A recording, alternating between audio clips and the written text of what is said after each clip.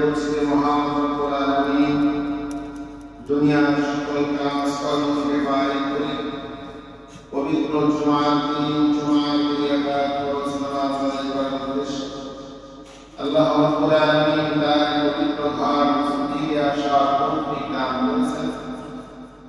এজন্য বিশ্বমালিক ইবাদত আল্লাহ সুবহানাহু ওয়া তাআলার দরবারে শুকরিয়া আদায় করছি। সকলে জোরে বলুন আলহামদুলিল্লাহ। মহান রব্বুল আলামিন কোরআনে কারীমের মধ্যে সমস্ত আয়াত-কারিমাকে আবিষ্কার হিসেবে নাযিল করেন। এই কোরআনে আল্লাহ রব্বুল আলামিন কিছু আলোচনা করেছেন, বিধিবিধান সংক্রান্ত কিছু আলোচনা। এই কোরআনে কারীমের মধ্যে আল্লাহ রব্বুল আলামিন কিছু আলোচনা করেছেন ঘটনা সংবলিত কিছু আলোচনা। অতীতের ঘটনা, অতীতের কিছু ওয়াকিয়া, এটা উম্মতে মুহাম্মাদের জন্য সবক উপদেশ বাণী হিসেবে আল্লাহ কোরআনে কারীমে উল্লেখ করেছেন। আজ বর্তমান সময়ে লক্ষ্য করলে দেখা যায় সারা বিশ্বের মধ্যে সবচেয়ে সন্ত্রাসী কর্মকাণ্ড, খুন, মারামারি, যুদ্ধ বিগ্রহের মধ্যে যারা চ্যাম্পিয়ন হয়ে আছে, যারা সারা বিশ্বব্যাপী যুদ্ধের আগুন লাগিয়ে রেখেছে, নির্বিচারে মানুষ হত্যা করেছে, মানুষের উপরে জুলুম নির্যাতন ইস্তেমরা চালাচ্ছে, এদের মধ্যে সবচেয়ে বড় একটি সম্প্রদায় হল ইহুদি সম্প্রদায়, যার বাস্তবতা আমরা এখন সচক্ষে দেখতে পাচ্ছি। ইসরায়েলের যে ইহুদি আজ মুসলমানদের উপরে বর্বর হামলা চালাচ্ছে, এটা শুধু এই ইহুদি না, ইহুদিদের পূর্বপুরুষ যারা ছিল তাদের মধ্যে মুসলমানের প্রতি একটা বিদ্বেষ ছিল, মুসলমানদের একটা ক্ষোভ ছিল, মুসলমানদের এরা কখনো ভালো চোখে দেখেনি, মুসলমানদের এরা কখনো আপন করতে জানে। আল্লাহ রাব্বুল আলামিন এই কারণে ইমানদার মুসলমানদেরকে সতর্ক করেছেন, ওয়ালা তারদু আনকা ইয়াহুদ ওয়াল নাসারা, ইহুদি এবং খ্রিস্টান কখনো তোমাদের উপর সন্তুষ্ট হবে না। তোমরা তাদের সাথে কাউকে জড়িত করার চেষ্টা করো না, জোড়াতাড়িয়ে চলার চেষ্টা করো, সমতা বুঝিয়ে রাখার চেষ্টা করো, কখনো তোমাদের আচরণে তারা সন্তুষ্ট হবে না। হাত্তা তাত্তাবিআ মিল্লাতাহুম, যতক্ষণ না মুসলমান তুমি থেকে ইহুদি বানাবে, যতক্ষণ তুমি ইহুদি না হবে, যতক্ষণ তুমি খ্রিস্টান না হবে, ততক্ষণ তুমি তাদের সঙ্গে যত আচরণ করো না কেন সে তোমাকে বন্ধু হিসাবে গ্রহণ করবে না, তোমার আদর্শ সে তোমাকে ভালোবাসবে না। তুমি ইহুদি, তুমি মুসলমান। আমরা মুসলমানদের মধ্যে বিভিন্ন শ্রেণীর মুসলমান আছে। মাযহাব ইসলাম মাযহাবী আছে, মাযহাবী আছে, কওমি আছে, আলিয়া আছে, সুন্নি আছে, ওয়াহাবী আছে, বিভিন্ন ফিরকা আছে। ইহুদিদের আদর্শ এমন না যে ওরা সুন্নি মুসলমানদেরকে বুকে টেনে নেয়। আমরা যাদেরকে ওয়াহাবী মনে করি তাদেরকে তারা শত্রু মনে করে, মাযহাবী যারা তাদেরকে তারা বুকে টেনে নেয়, যারা মাযহাবী তাদেরকে শত্রু মনে করে না। আমরা আমাদের মধ্যে যত মতপার্থক্য হোক না কেন, এই মতপার্থক্য যাচাই বাছাই করার সময় তাদের তারা একটা পরিচয়ে মুসলমানদের তাদের কম, তারা মুসলমান, তারা শেষ নবীর উম্মত। এখানে কি কোন মতদর্শে এটা দেখে যারা মুসলমানের উপর আক্রমণ করে। আজ যারা ফিলিস্তিনে শহীদ হয়েছে এরা তো সব মুসলমানের মধ্যে এক মতাদর্শের এক মাঝহাবের লোক ছিল না, ছিল বিভিন্ন মতাদর্শের ছিল মুসলমান। ওরা যখন হামলা করেছে মুসলমানদের মধ্যে পার্থক্য করেনি, কি কোন দরকার, কি কোন আদর্শে, কি কোন মতাদর্শে, এটা তারা দেখেনি। সূচনা লক্ষ্য দিয়ে মুসলমানের প্রতি একটা ক্ষোভ ছিল। আমরা মনে করে থাকি ইহুদি সম্প্রদায় হযরত মুসা আলাইহিস সালামের উম্মত যারা ছিল এরা হযরত মুসা আলাইহিস সালামের উম্মত যারা ছিলেন এদের মধ্যে ইহুদি ছিল, তবে মুসা আলাইহিস সালাম থেকে ইহুদিদের উৎপন্ন নয়, উৎপত্তি স্থান সৃষ্ট হয়। ইহুদিদের সূচনা হয়েছিল আরো অনেক আগে থেকে, প্রায় 3000 বছর আগে। হযরত ইব্রাহিম আলাইহিস সালাম তার দুইজন স্ত্রী ছিল, হযরত সারা, হযরত হাজরা। হযরত হাজরার গর্ভে যে সন্তান জন্মগ্রহণ করেছিলেন হযরত ইসমাঈল আলাইহিস সালাম, হযরত সারার গর্ভে পরবর্তীতে সন্তান হয়েছে হযরত ইসহাক আলাইহিস সালাম। ইসহাক আলাইহিস সালামের সন্তান ছিলেন হযরত ইয়াকুব আলাইহিস সালাম। ওয়াহাদা লাহু ইসহাক ওয়া ইয়াকুব। আল্লাহ পাক রব্বুল আলামিন বলেন ইসহাকের সন্তান ছিল ইয়াকুব।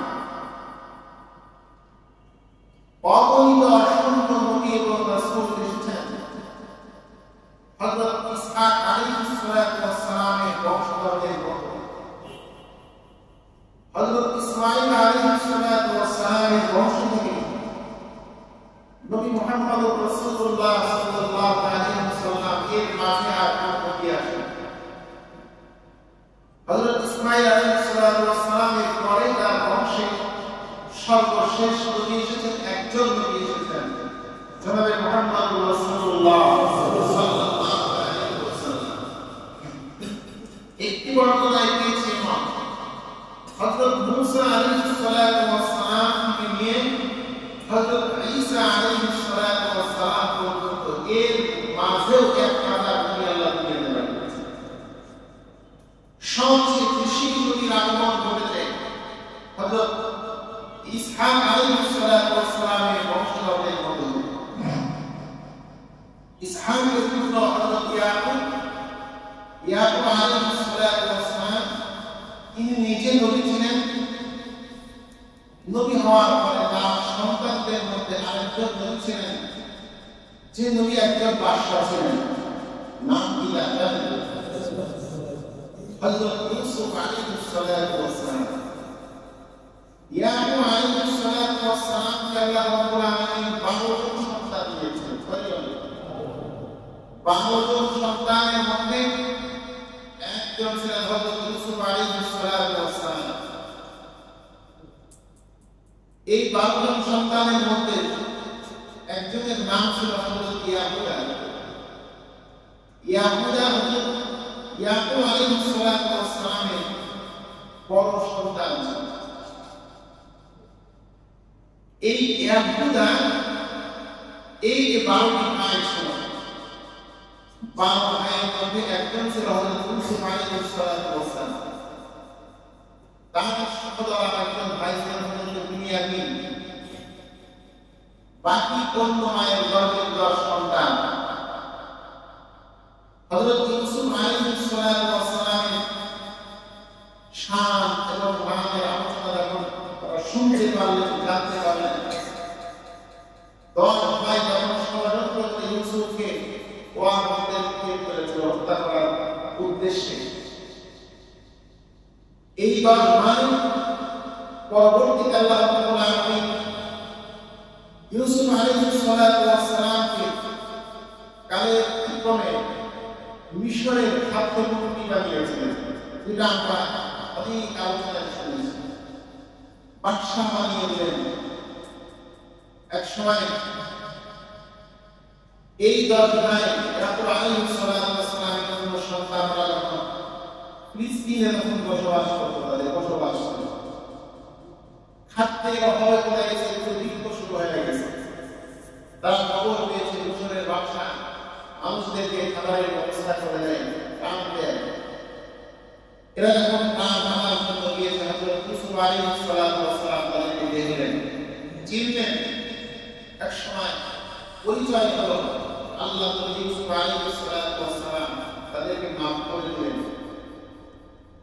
এই মাফ করার পরে শেষ হয়নি।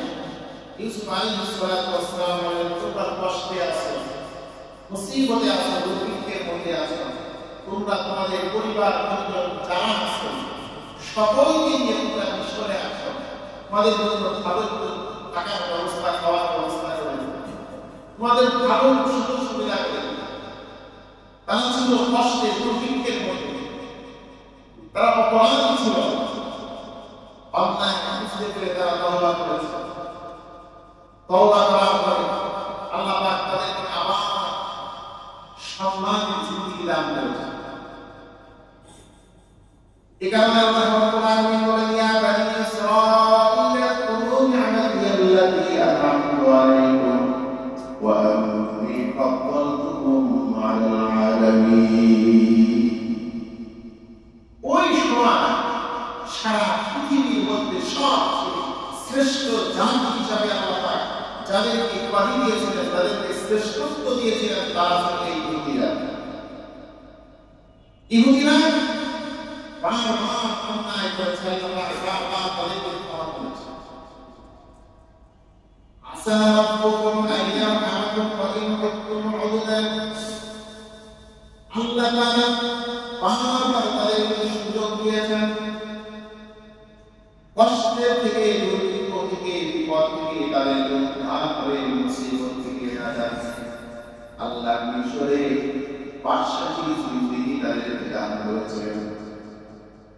এই কারণে আল্লাহ রাব্বুল আলামিন বলেন, ওয়া ইয ক্বালা মূসা লিকাওমিহি উযকুরু নি'মাতাল্লাহ। মূসা আলাইহিস সালাম যখন এসেছেন তখন এই জাতিকে বলেন, আল্লাহর নিয়ামতের দীর্ঘদিন তারা এই মিশরের বাদশাহী বালাকার মধ্যে চলতেছে। আল্লাহ নবী হযরত ইউসুফ আলাইহিস সালামের ইন্তেকাল হয়ে গেছে। এই ইহুদি সম্প্রদায় বনি ইসরাঈল, ইয়াকুব আলাইহিস সালামের আরেকটি উপাধি ছিল ইসরাঈল। এই 12 জন সন্তান যেহেতু ইয়াকুবের, বনি আদমের সন্তান, ইয়াকুবের একটি উপাধি ছিল ইসরাঈল। বনি ইসরাঈল অর্থাৎ বলেছিলাম ইসরাঈলের সন্তান, অর্থাৎ ইয়াকুব আলাইহিস সালাম। এই 12 ভাইয়ের মাধ্যমে বংশ অনেক বড় হয়েছে, বিস্তার হয়েছে, নবীদের ইন্তেকাল হয়েছে। এরা বাদশাহী থেকে আল্লাহর নাফরমানি করতে শুরু করে। অতীতে ভুল ভুল তারা সব ভুলে গেছে, অপরাধের কথা তারা মনে নেই। আল্লাহ পাক তাদেরকে নিয়ামত দিয়েছে, কষ্ট দিকে তাদের পূর্বপুরুষের মাধ্যমে ভালো থাকার ব্যবস্থা করেছেন, বাদশাহী পরিবেশে তাদেরকে ব্যবস্থা করে দিয়েছেন। তারা নিয়ামতের শুকরিয়া আদায় করেন, অকৃতজ্ঞ হয়ে গেছে। লাকিন শাকারতুম লাযীদান্নাকুম ওয়া ইন কাফারতুম ইন্না আযাবি লাশাদীদ। শুকরিয়া আদায় করলেই তো আল্লাহ নিয়ামত বাড়ায়। এরা শুকরিয়ার ভিতর বাঁধা ছিল।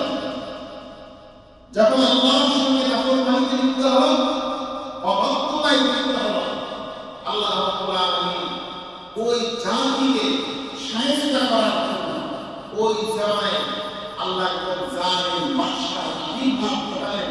ইতিহাসে আমরা এই বাদশাকে ফিরআউন হিসাবে চিনি। ফিরআউন জালিম একজন বাদশা ছিল, বনি ইসরাঈলের উপর অত্যাচার করেছে। লম্বা সময় তাদেরকে গোলাম বানিয়ে রেখেছিল, আল্লাহ পাক রব্বুল আলামিন মুসা আলাইহিস সালামকে এই চারটি হিদায়াতের জন্য আবার বললেন। তারা তাদের ভুল বুঝতে পেরেছে, পয়গম্বর মুসা আলাইহিস সালামের সাহায্য কামনা করেছে। পয়গম্বর মুসা আলাইহিস সালাম যখন তাদেরকে জান এবং তাদের বাদশার হাত থেকে আজাদের জন্য তিনি সাগর পাড়ি দিলেন, ইহুদিদের দিকে পাড়ি দিলেন। পাড়ি দেওয়ার পরে আল্লাহ পাক রব্বুল আলামিন বলেন, আমি জান বাদশার হাত থেকে এই ইহুদি সম্প্রদায়কে নাজাত দিয়েছি। অনেক সময় অনেকে বলে যে সরকার বংশ, মানকর বংশ, একজন সরকার বংশ, যেমন একবার বলিদান নেতা, যেমন খান বংশ আছে না? এই 12 ভাইয়ের মধ্যে একজন নাম ছিল ইহুদি, ইয়াহুদা। এই ইয়াহুদাকে ইহুদি হিসাবে এদের বংশের নাম চালিয়ে দিয়েছে। এরা এই নামটাকে পছন্দ করে, এরা ইহুদিদেরকে ইহুদি লাগিয়ে দেয়। আল্লাহ পাক রব্বুল আলামিনের কাছে তারা তওবা করল, আল্লাহর কাছে সুযোগ চাই। আল্লাহ পাক ফিরআউনকে সাগরে ডুবিয়ে দিলেন, সাগরে ডুবিয়ে দিয়ে তাদেরকে নাজাত দিয়ে দিলেন। পয়গম্বর মুসা আলাইহিস সালাম তাদেরকে যখন নিয়ে সাগরের পাড়ে গেলেন, আল্লাহ পাক সময়ের পরিবর্তনে হযরত মুসা আলাইহিস সালামের উপর কিতাব নাযিল করলেন। এই কিতাব নাযিল করার পর আল্লাহ হযরত মুসা আলাইহিস সালাম ইহুদি সম্প্রদায়কে লক্ষ্য করে বলেন, ও ইহুদি সম্প্রদায়, চিন্তা করে দেখো, আল্লাহ রাব্বুল আলামিন তোমাদের উপরে নিয়ামত দিয়েছেন, যে অনুগ্রহ করেছেন। আল্লাহর অনুগ্রহের কথা একবার স্মরণ করো। আল্লাহ তাআলা তাদেরকে আদেশ করেছেন, যে হুকুম দিয়েছেন, আল্লাহর হুকুমের সামনে তোমরা তোমাদের শিরোপাকে নত করে দাও।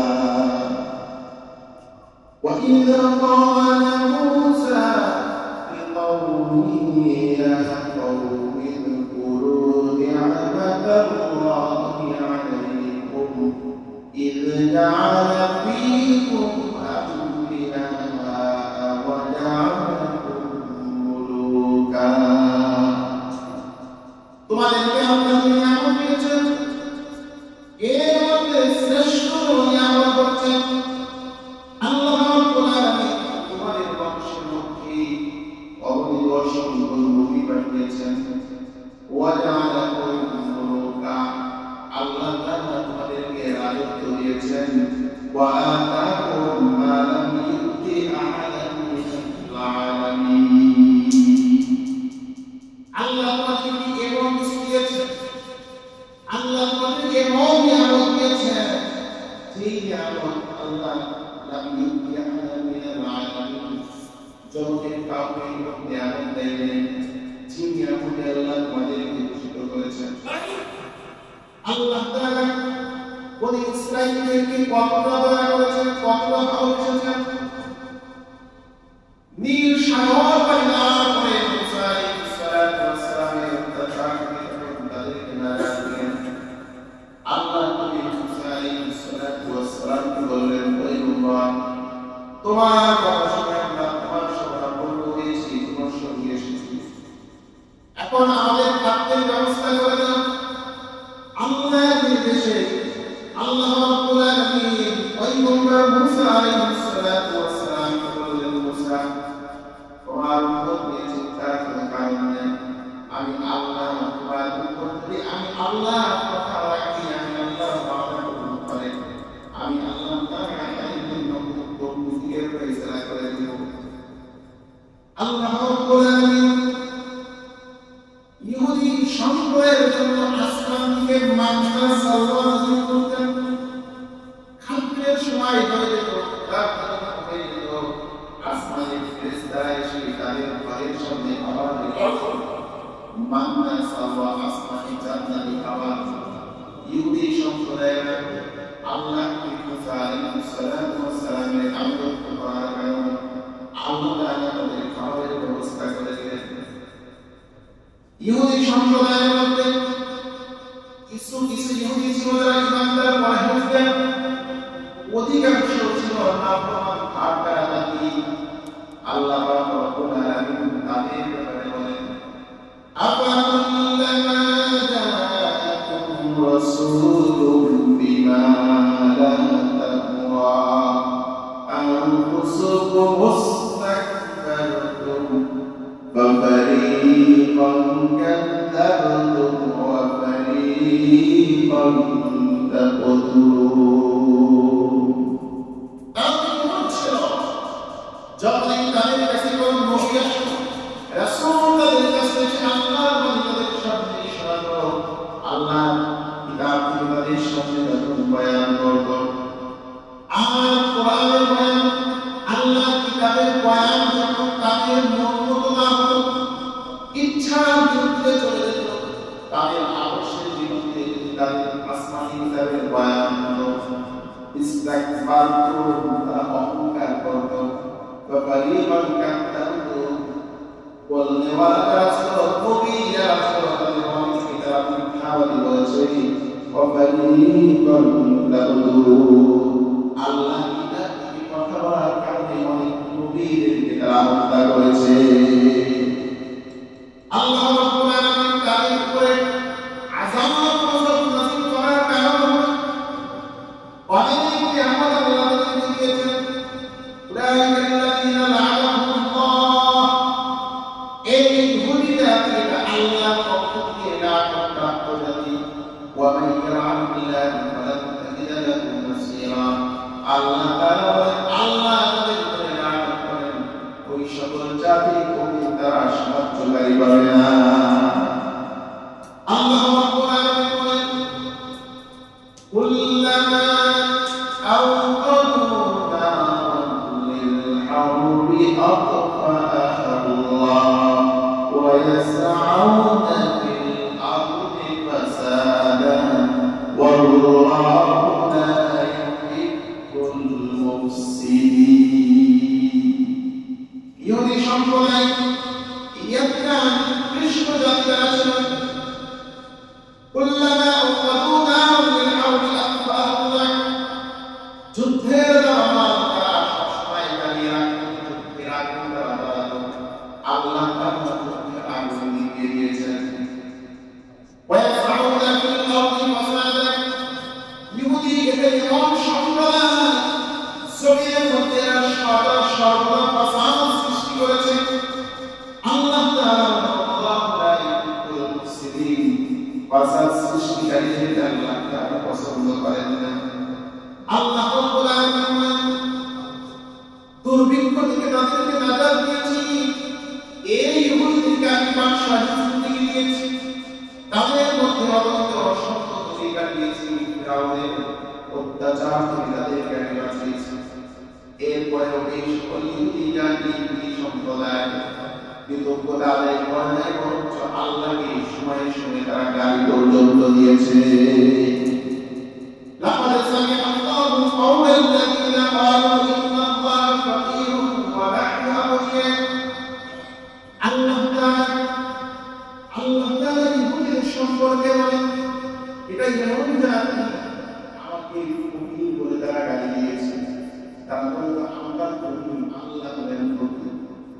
এভাবে আল্লাহ রাব্বুল আলামিন সময়ে সময়ে তাদেরকে নিয়ামত দিয়েছেন, আবার যখন তারা নাফরমানিতে লিপ্ত হয়েছে আবার তাদের উপরে আযাব দিয়েছেন, জালিম বাদশা চাপিয়ে দিয়েছেন, দুর্ভিক্ষ তাদের উপরে চাপিয়ে দিয়েছেন, আসমানি খাবার তাদের বন্ধ করে দিয়েছেন।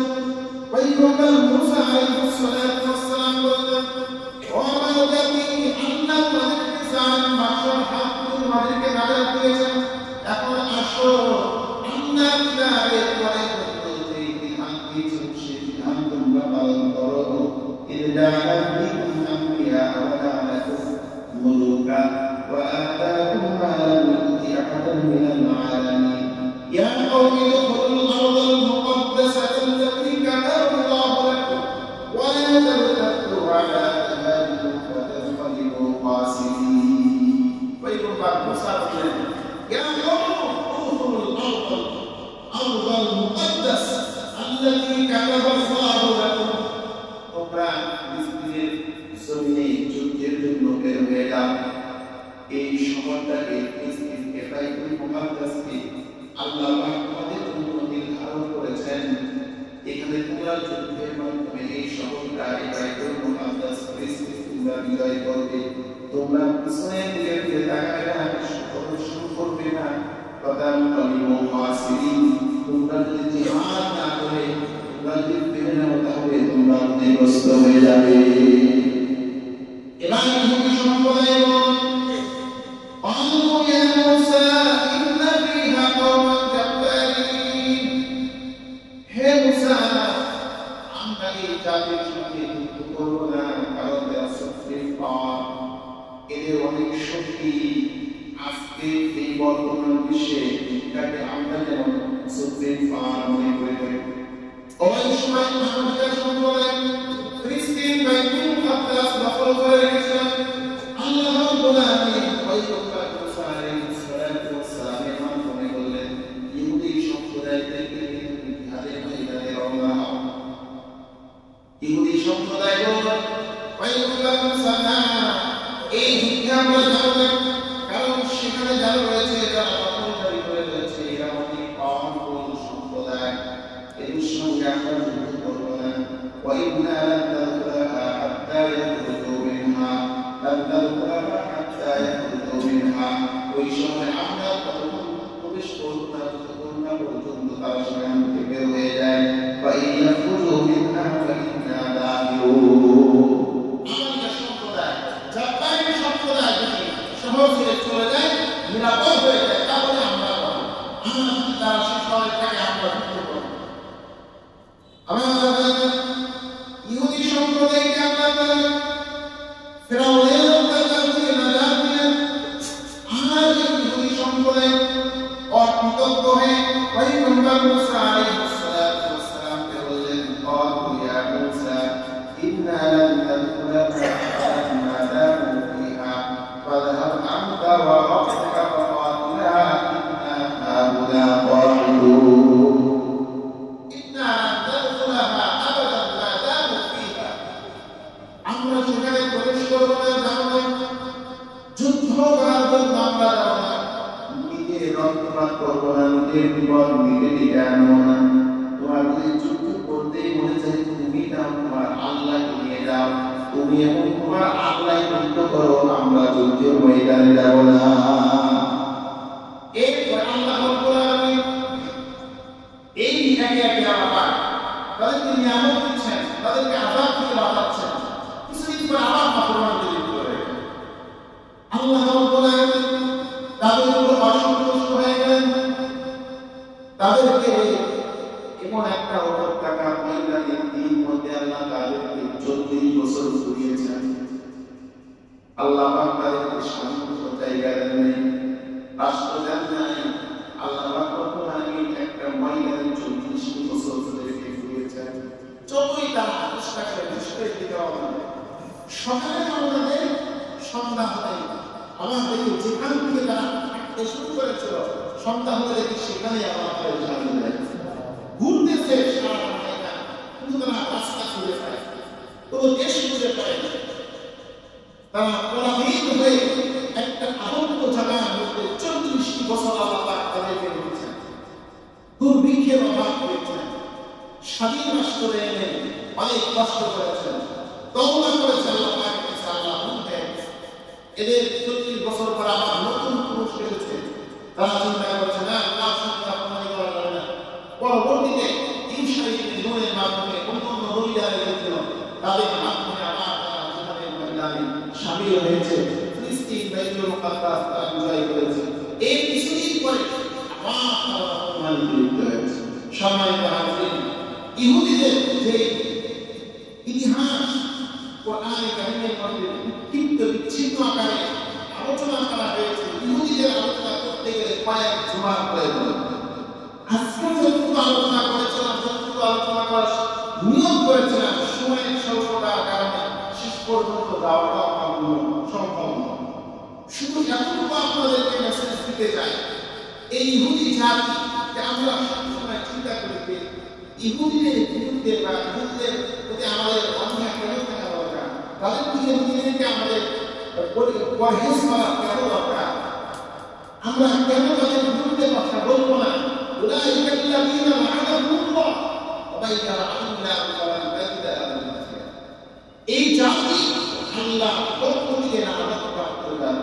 কোরআনে কারীমের মধ্যে আল্লাহ তাআলা বলেন, এটা এমন জাতি অগণিত অসংখ্য নবীদেরকে রাসূলদেরকে হত্যা করেছে। এরা মানুষ হত্যায় বড় এক্সপার্ট। এরা মানুষ হত্যা করে আল্লাহ পাক বলেন, এদের অন্তরটা এত কঠিন, এত শক্ত। সুম্মা কাসাত কুলুবুকুম মিন বা'দি যালিকা ফাহিয়া কাল-হিজারতি আও আশাদ্দু কসওয়া। আল্লাহ বলেন, ইহুদি সম্প্রদায়ের অন্তর এতটা শক্ত, পাথর যতটা শক্ত, পাথরের চেয়ে আরো কঠিন শক্ত হৃদয় ইহুদিদের হৃদয়। তাই যদি না হতো নিষ্পাপ মাসুম বাচ্চাকে তারা বোমা মেরে শহীদ করার মতো উৎসাহ দেয় না। তার কারণ তাদের অন্তরে কোনো দয়া নাই, তাদের অন্তরে কোনো মায়া আছে। তাদের অন্তরে কোনো দয়া নেই। দেখেন, এটা আমরা সোশ্যাল মিডিয়ার মাধ্যমে যে চিত্রটি ফিলিস্তিনে আপনারা দেখছি, কি অন্যায় করেছিল। আপনার সাথে আমার প্রশ্নই যদি থাকে, আমি আপনার উপরে প্রতিশোধ নেব। ইতিহাসের সময় আমরা ছিলাম না, অনেক ইতিহাসবিদদের কিছু কথা শুনি, হিটলার নাকি ৬০ লক্ষ ইহুদিকে হত্যা করেছিল। মানবাধিকার সংস্থার লোকেরা তখন গুলি আওয়াজ ছিল, কি অপরাধ ছিল তাদের, কি অন্যায় ছিল তাদের, কেন তাদেরকে হত্যা করা হচ্ছে। হিটলার বলে গিয়েছিল ৬০ লক্ষ ইহুদিকে হত্যা করেছে কেন? ১০ লক্ষ ইহুদি রেখে গেলাম, এই ১০ লক্ষ ইহুদি যখন থাকবে তখন তোমরা বুঝতে পারবে ৬০ লক্ষকে কেন হত্যা করেছে। আজ থেকে হিটলার এই ১০ লক্ষ বা সুসংখ্যক ইহুদিকে না রেখে দিল। ইহুদি কতটা কৃষ্ট জাতি, বাংলা মুসলমান, বিশ্বের মুসলমান ইহুদিদের চিন্তা করা হিটলারকে ইতিহাস সময় হাজির। যুদ্ধ আল জিহাদ ওয়াসিল ইলা ইয়াউমিল কিয়ামা, কিয়ামত পর্যন্ত যুদ্ধ চলবে। তবে আল্লাহ প্রতিটা যুদ্ধের শেষে বিজয় দিবেন তাদেরকে।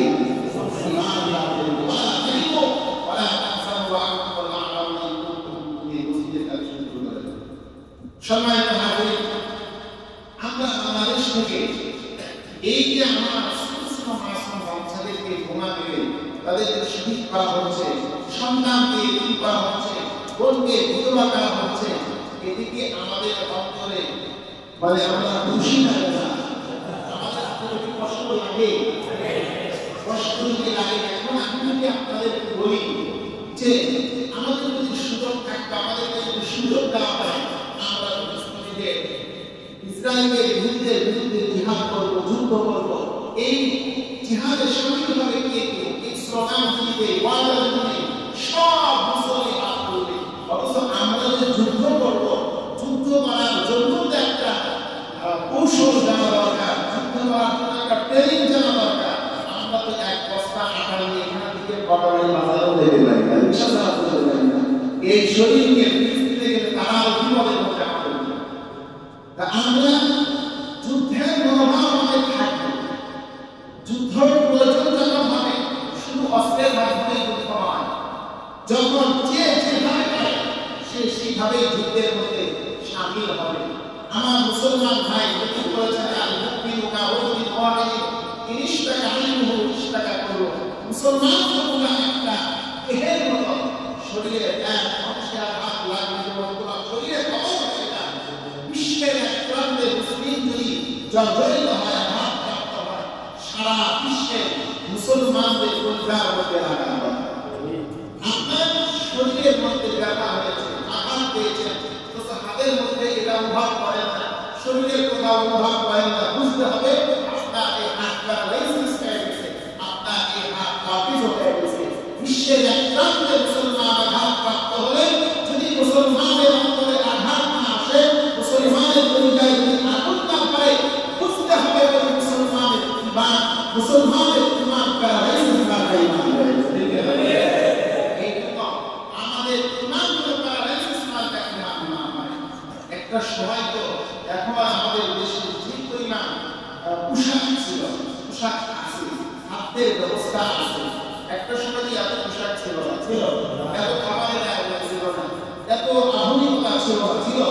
ওই সময় মানুষের জীবন যাপন করেছে, নাকি তারা মারা গেছে, খাদ্যের অভাবে, পোশাকের অভাবে মারা গেছে, তাদের জীবন চলেছে, আমাদের জীবন চলবে।